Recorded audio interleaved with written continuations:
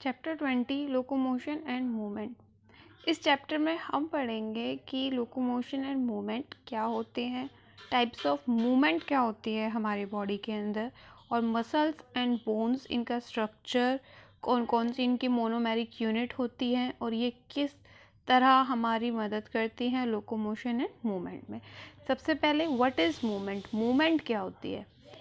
कोई भी ऑर्गेनिज्म का जब कोई बॉडी पार्ट मूव करता है तो उसको आप मूवमेंट कहते हैं। मूव यानी कि an organism moving its body part without changing its place. जगह चेंज नहीं होगी, सिर्फ उसका पार्ट्स मूव करेगा। इसमें एग्जांपल लें, जैसे अमीबा है। अमीबा का आपको याद होगा, अमीबा फूड कैसे लेता था? With the help of pseudopodia. तो सूडोपोडिया जो था वो चेंज करता था स्ट्रक्चर में और खाना अंदर की तरफ आ जाता था। पैरामीशियम जो होता था उसके पास छोटे छोटे सीलियाई स्ट्रक्चर होते थे।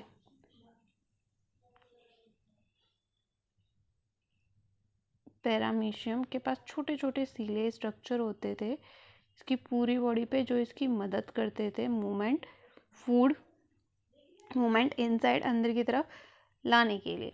उसके बाद ह्यूमन में अगर आप देखें तो जब जो आप अपना जबड़ा है इसकी मूवमेंट है, जगह चेंज नहीं होती। आईलिड, जब आप अपनी आईलिड की मूव करते हैं, या टंग की मूवमेंट है ये, या फिर लिम्स, आपके हैंड और आपके फुट आप सिंपली मूव कर रहे हैं लेकिन जगह चेंज नहीं कर रहे हैं, तो ये सब आता है movement. Movement of your hands, movement of your legs, movement of your jaws, eyelids, tongue, तो ये सब है मूवमेंट। लोकोमोशन क्या होता है? जब आप मूवमेंट करें और उस मूवमेंट की वजह से आपकी पोजीशन या फिर जगह में चेंज आ जाए।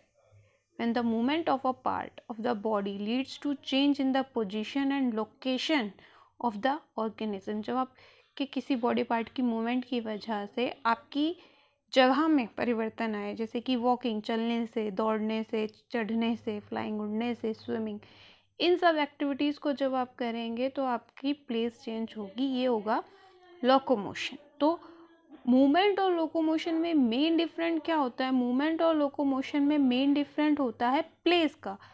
मूवमेंट के केस में प्लेस चेंज हो ये ज़रूरी नहीं है, लेकिन इन केस ऑफ लोकोमोशन हमेशा पोजीशन और लोकेशन चेंज होती ही होती है। उसके बाद हम पढ़ेंगे मूवमेंट्स के टाइप्स। अगर हम ह्यूमन में देखें तो मेनली ये आपकी 3 टाइप्स की मूवमेंट आपको दिखने को मिलती है, अमेबॉइड, सीलियरी और मस्कुलर। अमेबॉइड मूवमेंट की अगर आप बात करेंगे तो इसमें क्या होता है, हमारी बॉडी में कुछ सेल्स होती हैं जैसे मैक्रोफाज और ल्यूकोसाइड्स। आपको याद होगा जब हमने सेल्स की थी एलिमेंट्स ऑफ ब्लड, तो उसमें हमने सेल्स की थी, ये वही सेल्स हैं। और इन सेल्स का काम आपको याद है फैगोसाइटोसिस था, यानी कि जो इनके आसपास जब फॉरेन मटेरियल या कुछ भी होता है, जैसे कि आपको याद है अमीबा का स्ट्रक्चर कुछ इस तरीके का होता था, तो जब फूड आता था तो ये एक वैक्यूल की फॉर्मेशन करता था जो इसमें एंट्री करता था, फिर उसके चारों ओर ये कवरिंग बनाता था और उसको इनगल्फ निकल जाता था। सेम उसी तरीके से ये दोनों सेल्स करती हैं। इसके आसपास जो डेड सेल्स होती हैं उनको ये क्या करती है, इनगल्फ निकल जाती है। ऐसा आपको अमीबा में देखने को मिलेगा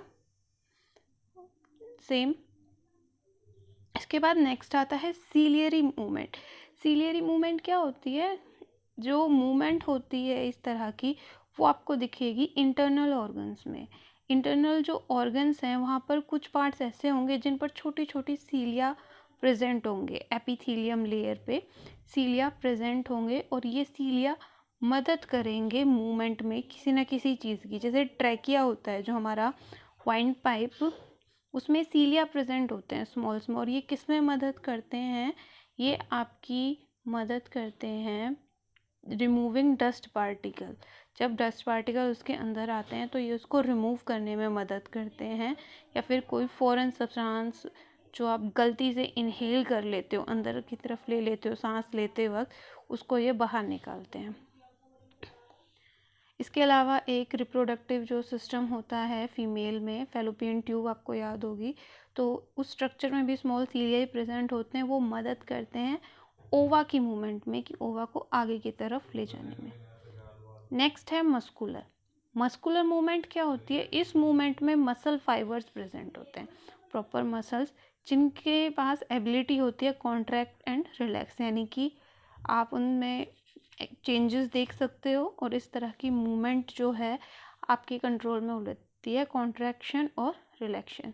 जैसे मूवमेंट ऑफ लिम्स, आपके हाथ पैरों की मूवमेंट, लिम्स में फोर लिम्स और हैंड लिम्स, दो लिम्स आते हैं, four limbs and the second one is hind limb.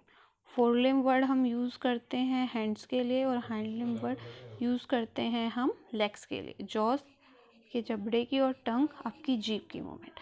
तो ये तीन तरह की मूवमेंट होती है, अमेबॉइड, सीलियरी, मस्कुलर।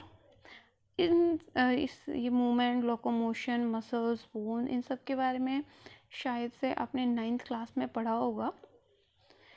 तो ये थी मूवमेंट। अब हमारा जो नेक्स्ट टॉपिक है मसल्स है। आज हम मसल्स पढ़ेंगे और नेक्स्ट वीडियो में हम बोन कवर करेंगे। तो जो मसल्स होती है वो होती क्या है? मसल एक तो स्पेशलाइज्ड टिश्यू की बनी होती हैं ऑफ मीजोडर्मल ऑरिजिन, जो मीजोडर्मल होती है इन नेचर में। अगर आप देखेंगे तो हमारी बॉडी वेट में लगभग 40 से 50% जो वेट कंट्रीब्यूशन होता है वो मसल्स का होता है। मसल्स होती हैं 40 से 50%। इसी के साथ साथ नंबर ऑफ मसल्स 639 होती हैं।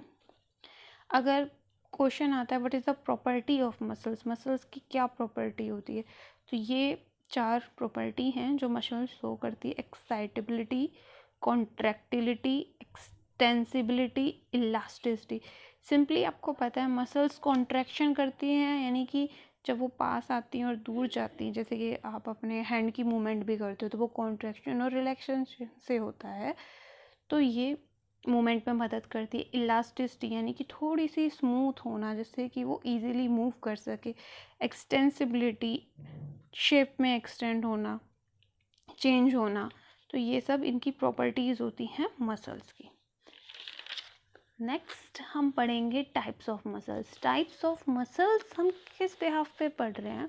ये जो आपके 3 टाइप्स हैं यहाँ पर टाइप्स ऑफ मसल, ये हम इस बिहाफ पे पढ़ रहे हैं कि ये इनकी लोकेशन ये कहाँ पर प्रेजेंट होती है, ये दिखने में कैसी होती हैं और इनका नेचर कैसा होता है। लोकेशन, अपीयरेंस एंड नेचर के बिहाफ पे मसल्स आपकी 3 तरह की होती है: स्केलेटल मसल्स, विसरल मसल्स और cardiac muscles. Skeletal muscles, visceral muscles और कार्डिक मसल्स। ये जो टॉपिक है ये हम चैप्टर 20 में कवर कर रहे हैं, लेकिन सेम यही टॉपिक आपका चैप्टर 7 में भी है। स्केलेटल मसल्स जो होती हैं उन्हें आप स्ट्रेटेड मसल्स और वॉलेंट्री मसल्स भी कहते हैं। वॉलेंट्री यानी कि जिन्हें आप अपनी मर्जी से मूव करा सकते हैं अंडर योर कंट्रोल। दूसरी तरफ विसरल मसल्स स्मूथ और नॉन स्ट्रेटेड मसल्स कहते हैं इन्हें में, ये इनवॉलेंट्री होती हैं, इन पर आपका कंट्रोल नहीं होता। कार्डिक मसल्स जो आपकी हार्ट की मसल्स होती हैं ये भी स्ट्रेटेड होती हैं और इनवॉलेंट्री होती हैं क्योंकि हार्ट की एक्टिविटी को आप कंट्रोल नहीं कर सकते। उसके बाद ये कुछ प्रॉपर्टीज़ हैं। तो सबसे पहले हम बात करेंगे स्केलेटल मसल्स। जो स्केलेटल मसल्स होती हैं जैसे कि अभी मैंने आपको बताया ये वॉलेंट्री होती है, यानी कि आप इन्हें कंट्रोल कर सकते हो एक्टिविटीज़ को। तो ये लोकोमोशन और चेंज ऑफ बॉडी पोस्चर में मदद करती हैं, जैसे कि आपकी हैंड्स की और लेग्स की मूवमेंट। ये जुड़ी होती हैं स्केलेटल से, जो आपकी बोन्स और कार्टिलेज से जो बनता है उसे आप स्केलेटल कहते हैं। तो ये उनसे जुड़ी होती हैं। अगर आप इन्हें देखेंगे तो इनकी अपीयरेंस कैसी होती है? स्ट्रिप्ड, इसीलिए इसे आप स्ट्रेटेड मसल्स कहते हैं। वहीं विसरल मसल्स ये कहाँ पर प्रेजेंट होंगी? हॉलो विसरल ऑर्गन्स की इनर वॉल्स पे। जैसे आपकी एलिमेंट्री कैनाल आपको याद है हॉलो होती है, अंदर ल्यूमेन प्रेजेंट होता है, या फिर आपकी फैलोपियन ट्यूब है वो भी कुछ हॉलो ही होती है अंदर से, या जो इस तरह से हॉलो होगा स्पेस, इसमें से कुछ चीज़ पास हो सकती है, उसको एरिया को हम हॉलो बोलेंगे। तो उन जगह पे इनर वॉल्स में विसरल मसल्स यानी कि आपकी स्मूथ मसल्स प्रेजेंट होती हैं। और ये कहाँ पर प्रेजेंट होती है? जैसे एलिमेंट्री कैनाल में और रिप्रोडक्टिव ट्रैक्ट में। एलिमेंट्री कैनाल में ये क्या मदद करेंगी? खाने को आगे की तरफ ले जाने में मदद करेंगे और रिप्रोडक्टिव ट्रैक्ट में ये क्या मदद करेंगे, जो ओवा बनेगा या फिर जो भी मूवमेंट होंगी गैमीट की उसमें हेल्पफुल होंगी। लास्ट आते हैं कार्डिक मसल। कार्डिक मसल्स यानी कि muscle of heart involuntary in nature, आपके कंट्रोल में नहीं होती हैं। यूनिन्यूक्लिएटेड, सिंगल न्यूक्लियस इनके पास होता है। Striated and branched in nature, striated and branch in nature. इसका डायग्राम देख लेते हैं एक बार हम।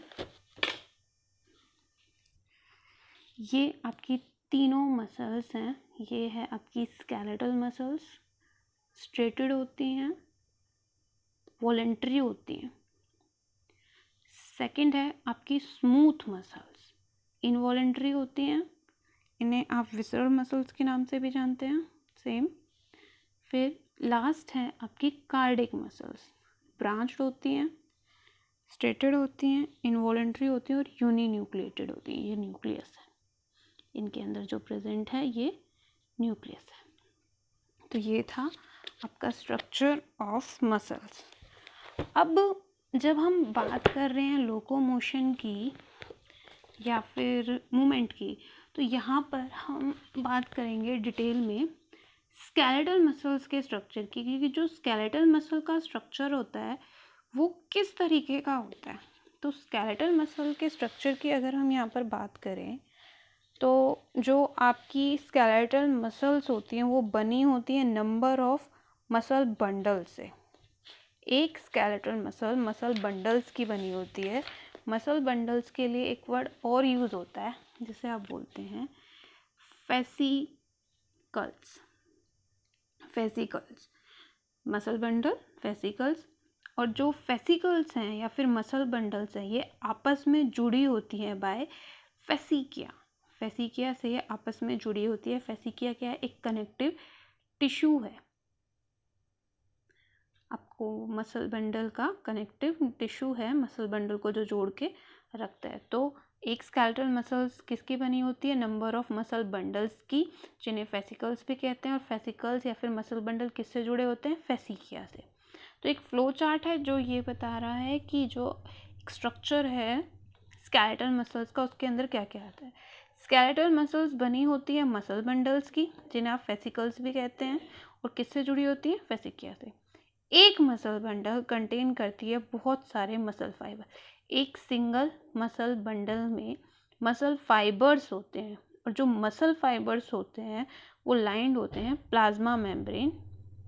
जिसे मान लेते हैं ये आपके मसल फाइबर हैं, इस तरीके से जुड़े हैं आपस में।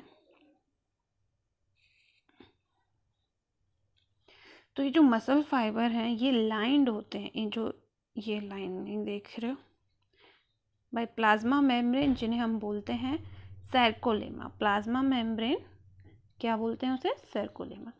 सर्कोलेमा के अब अंदर प्रेजेंट होता है सर्कोप्लाज्म। सर्कोप्लाज्म जैसे आपको याद हो साइटोप्लाज्म होता है, सेम उसी तरीके से सेल के अंदर जैसे साइटोप्लाज्म होता है, सेम उसी तरीके से सार्कोप्लाज्म होता है। किसके अंदर, मसल फाइबर्स के अंदर सार्कोप्लाज्म होता है।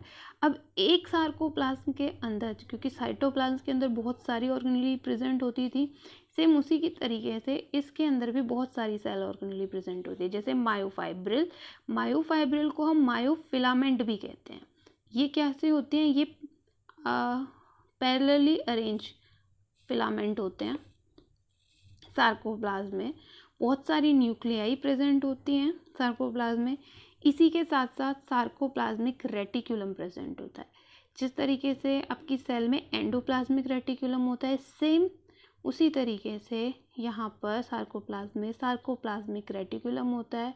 और ये क्वेश्चन भी आता है सार्कोप्लाज्मिक रेटिकुलम का क्या काम होता है। तो ये स्टोर हाउस होता है कैल्शियम आयन का। जब हमारी लिम्स मूवमेंट करती हैं या मसल्स मूवमेंट करती है तो उन्हें कैल्शियम आयन की ज़रूरत होती है। तो वो कैल्शियम आयन कहाँ से आता है, वो कैल्शियम आयन यहाँ से आता है जो सार्कोप्लाज्मिक रेटिकुलम में स्टोर होता है।